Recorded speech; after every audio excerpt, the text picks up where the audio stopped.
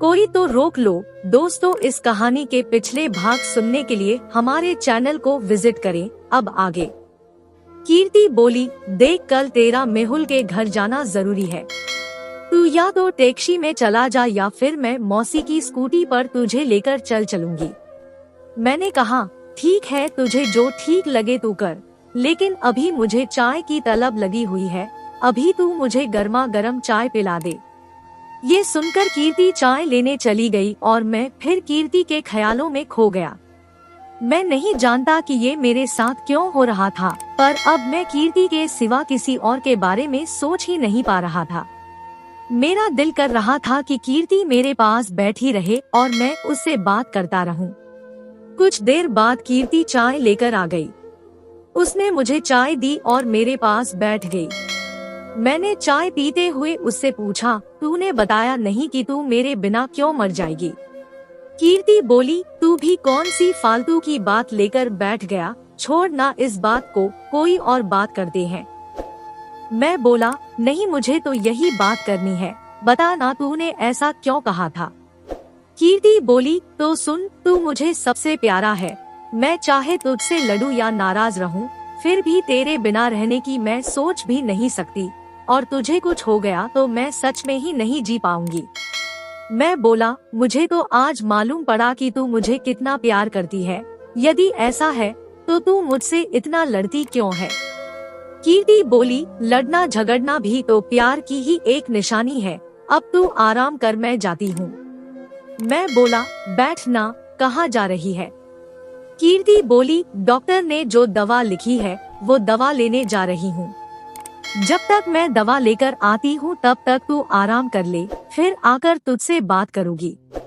मैं बोला, अकेली मत जा, अम्मी निमी को भी अपने साथ ले जा। कीर्ति बोली, ठीक है।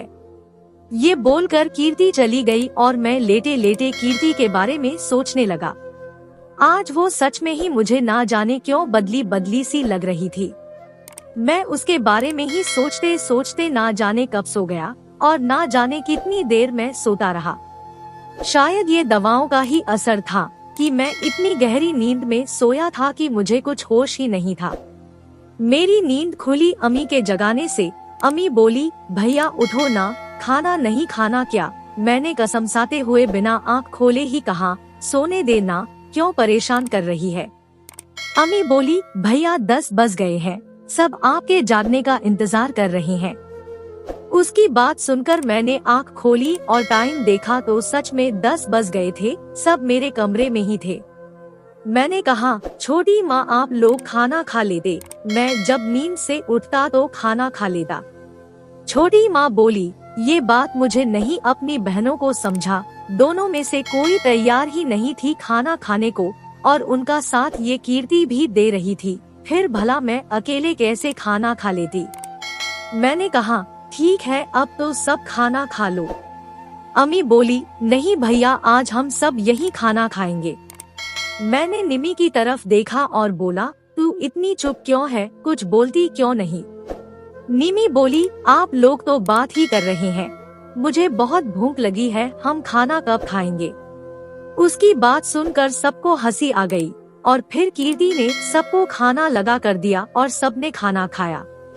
खाना खाने के बाद कीर्ति ने मुझे दवा दी और छोटी माँ ने मेरे घुटने की सिकाई की। 11 बजे छोटी माँ अम्मी निमी को लेकर अपने कमरे में चली गई। कीर्ति भी अपने कमरे में गई और फिर नाइट सूट पहनकर वापस आ गई। मैंने पूछा, तू कब आई थी दवा लेकर, मुझे जगाया क्यों नहीं। कीर्ति बोली, मैं तो थोड़ी ही देर में आ गई थी, मगर तू सो रहा था तो सोचा कि तुझे सोने ही दूं।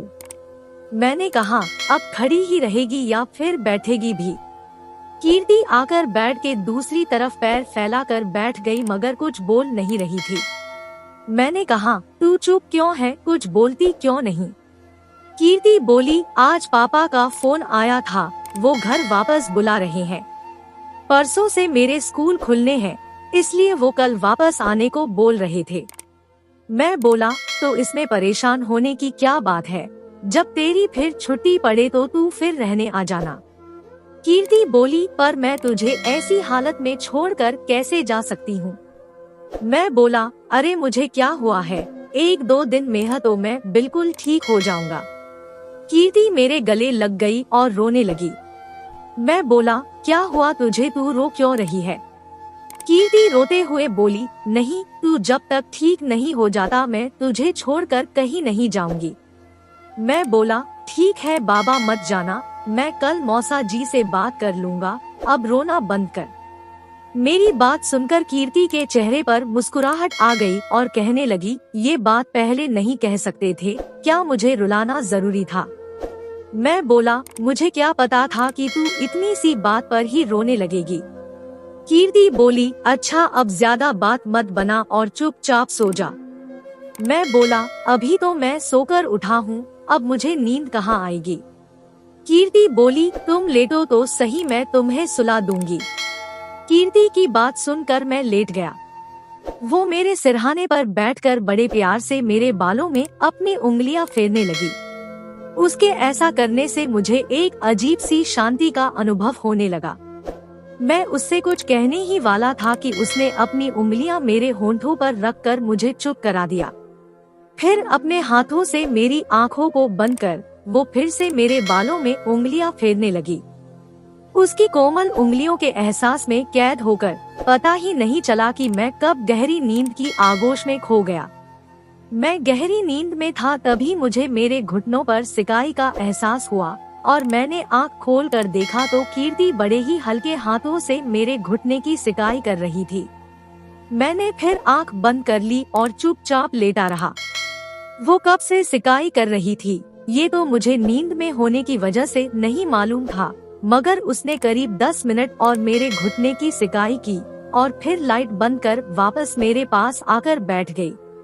कुछ देर मुझे कोई हलचल समझ में नहीं आई, फिर मुझे अपने माथे पर कीर्ति के नरम होठों का एहसास हुआ। उसने मेरे माथे पर हल्का सा किस किया और मुझे धीरे से गुड नाइट बोला। फिर उसने मेरे सीने पर अपना सिर रखा और अपनी एक बाह से मुझे जकड़ कर सो गई। अपने सीने पर उसका सिर रखा होने के एहसास से मुझे एक नए सुख का एहसास हुआ और मैं अपने आप को ना रोक सका। मैंने अपनी आंख खोली और उसका चेहरा देखने लगा। उसके चेहरे की मासूमियत देखकर मुझे उस पर बहुत प्यार आया और मैं उसके सिर पर हाथ फेरने लगा। कीर्ति अभी सोई नहीं थी। जैसे ही उसे अपने सिर पर मेरे हाथ फेरने का एहसास हुआ, उसने बिना आंख खोले ही कहा, कब नींद खुली? मैं बोला, अभी अभी। उसने अपने हाथों को मेरी आंखों पर रखकर बंद किया और बोली, अब आंख मत खोलना और चुपचाप सो जाओ। मैं बोला, अब नींद नहीं आ रही। कीर्ति कुछ नहीं बोली। उसने अपने हाथों से मेरे मुंह को बंद किया और फिर मेरे बालों में उंगलियां फेरने लगी। मुझे दवाइयों का असर तो था ही और ऊपर से कीर्ति की जादुई उंगलियों के स्पर्श से मैं फिर गहरी नींद में सो गया। सुबह देर तक मैं सोता रहा। छोटी माँ के जगाने से मेरी नींद खुली। उन्होंने मुझे जगाया और पूछा, अब तेरा दर्द कैसा है? मैं बोला, अब तो काफी कम है। छोटी माँ बोली, अपने घुटने को मोड़ कर देख जरा। मैंने घुटने को मोड़ कर देखा मगर वो सिर्फ थोड़ा सा मुड़ा और फिर मुझे दर्द होने लगा। छोटी माँ बोली, रहने दे, इसे ठीक होने में अभी समय लगेगा, तू अभी फ्रेश होने जाएगा। मैं बोला, हाँ। ये सुनकर छोटी माँ ने मेरे कपड़े उतार दिए। अब मैं सिर्फ शॉर्ट्स में था। वो मुझे सहारा देकर बाथरूम तक ले गई। फिर मैंने उन्हें जाने को कहा तो उन्होंने दरवाजा अंदर से बंद करने को मना किया और खुद दरवाजे को बाहर से बंद कर दिया। छोटी माँ बहुत कम ही ऊपर आती थी, मगर कल से उन्हें मेरी वजह से बार बार ऊपर आना पड़ रहा था। मुझे घुटने के ना मुड़ने की वजह से थोड़ी तकलीफ हो रही थी, फिर भी मैं धीरे धीरे फ्रेश हो ही गया। फ्रेश होने के बाद मैंने दरवाजा खटखटाया तो दरवाजा कीर्ति ने खोला। कीर्ति मुझे सहारा देकर बेड तक ले गई और फिर उसने कपड़े पहनने में भी मेरी मदद की। तब तक छोटी माँ नाश्ता लेकर आ गई। मैंने पूछा, अम्मी निमी स्कूल चली गई? छोटी माँ बोली, हाँ चली गई मगर बड़ी मुश्किल से गई है। आज तो निमी के साथ साथ अमी भी स्कूल नहीं जाना चाहती थी, फिर कीर्ति ने उनको समझाकर स्कूल भेजा है। कीर्ति बोली, अब नाश्ता कर लो, तुम्हें नाश्ते के बाद दवा भी खानी है। मैं चुपचाप नाश्ता करने लगा और छोटी माँ मेरे घुटने की सिकाई करने लगी। छोटी माँ बोली, तेरे पापा आ गए हैं। मैं बोला, आपने उन्हें मेरी तबीयत के बारे में कुछ बताया तो नहीं? छोटी माँ बोली, अभी तो नहीं बताया क्योंकि वह सुबह जल्दी ही ऑफिस निकल गए, मगर शाम को तो बताना ही पड़ेगा। मैं बोला, नहीं, उनको कुछ मत बताना। वैसे भी मैं 1 से 2 दिन में ठीक हो जाऊंगा और उन्हें कुछ मालूम भी नहीं पड़ेगा। छोटी माँ बोली, ठीक है, नहीं बताऊंगी, पर यदि मैं उनके सामने ऊपर आऊंगी तो उन्हें शक तो हो ही जाएगा कि मैं बार बार ऊपर क्यों जा रही हूँ। मैं बोला, आपको उनके सामने ऊपर आने की जरूरत नहीं है। वैसे भी कीर्ति और अमी निमी तो है मेरा ख्याल रखने के लिए। आप बस मौसा जी से बोलकर कीर्ति को 1-2 दिन के लिए और रोक लीजिए। छोटी माँ बोली, ठीक है, मैं जीजा जी से बात कर लूंगी और उनसे बोल दूंगी कि कीर्ति कुछ दिन यहीं से स्कूल चली जाएगी। मैं बोला, हाँ, ये ठीक रहेगा। हो सके तो कमल से कहकर कीर्ति का बैग, यूनिफॉर्म और स्कूटी मंगा लीजिए। छोटी माँ बोली, मैं बैग और यूनिफॉर्म मंगा लेती हूँ, स्कूटी तो ये मेरी भी ले जा सकती है। मैं बोला, ठीक है, तो आप मौसा जी से अभी बात कर लीजिए, पर उन्हें भी मेरे एक्सीडेंट की बात मत बताना, नहीं तो उनसे बात पापा तक पहुँच जाएगी। छोटी माँ बोली, ठीक है, नहीं बताऊंगी, अब मैं नीचे जाती हूँ, मुझे बहुत काम है। ये कहकर छोटी माँ नीचे चली गई और नाश्ते के बाद कीर्ति ने मुझे दवा खिलाई और फिर अपने कमरे में चली गई। कुछ देर बाद वो तैयार होकर आई। वो ब्लू टी शर्ट और ब्लैक जीन्स पहने थी। मैंने कहा, तुझे इस जीन्स और टी शर्ट के अलावा कोई और ड्रेस नहीं मिलती पहनने के लिए? कीर्ति बोली, मुझे इसके अलावा कोई और ड्रेस पसंद नहीं आती, मैं इसी में अपने आप को कंफर्ट महसूस करती हूँ। मैं बोला, ठीक है, जो तुझे अच्छा लगे तू पहन, पर तू इतना बन ठन के कहाँ जा रही है? कीर्ति बोली, मैं नहीं, हम जा रहे हैं।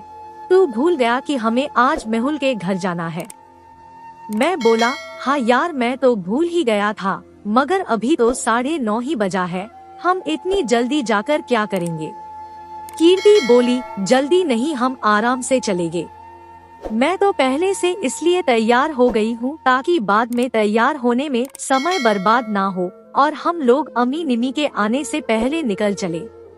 मैं बोला, अमी निमी के आने से पहले निकलने की कोई खास वजह है? कीर्ति बोली, वजह तो खास ही है, क्योंकि दोनों बड़ी मुश्किल से स्कूल गई है और यदि वो आ गई तो हो सकता है कि तुझे घर से निकलने ही ना दे, इसलिए हमें उनके आने से पहले ही निकलना होगा। अब मैंने कुछ नहीं बोला और चुपचाप बेड पर लेट गया। कीर्ति भी मेरे पास ही बैठ गई और रिया से मिलने के बारे में पूछने लगी, मगर आज ना जाने क्यों मुझे कीर्ति का रिया को लेकर बात करना अच्छा नहीं लगा, या यूं कह लो कि मैं रिया के बारे में कोई बात ही करना नहीं चाहता था।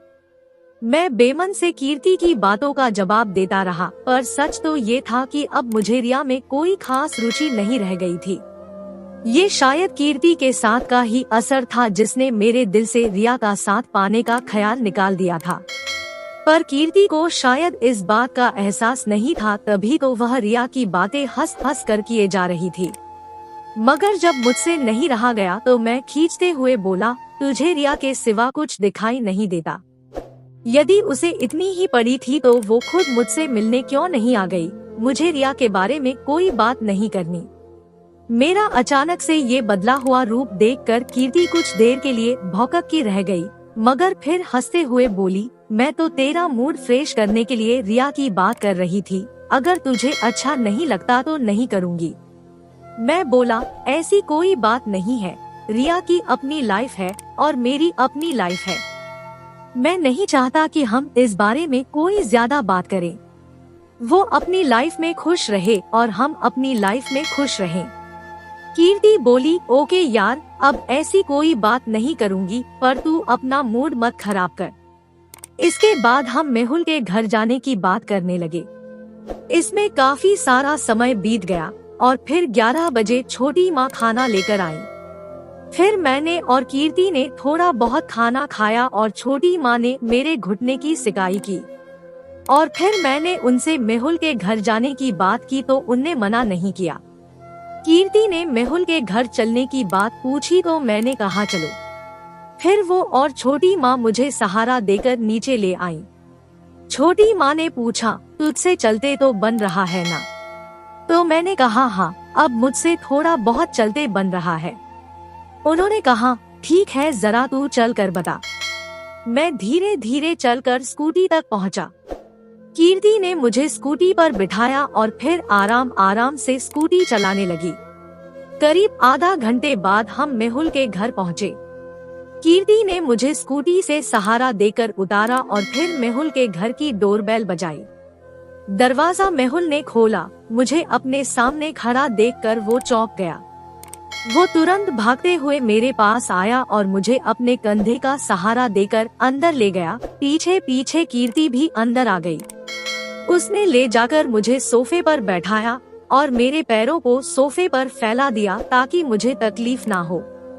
अंकल भी वहीं थे पर उन्हें कुछ समझ में नहीं आ रहा था और वो चुपचाप खड़े मुझे और मेहुल को देखने लगे। मेहुल बोला, तू पागल है क्या? ऐसी हालत में तुझे यहाँ आने की क्या जरूरत थी? फिर वो कीर्ति की तरफ देखकर बोला, क्या तुझे जरा भी अकल नहीं है? जब मालूम है कि अभी इससे ठीक से चलते नहीं बन रहा है तो इसे लेकर क्यों घूम रही है?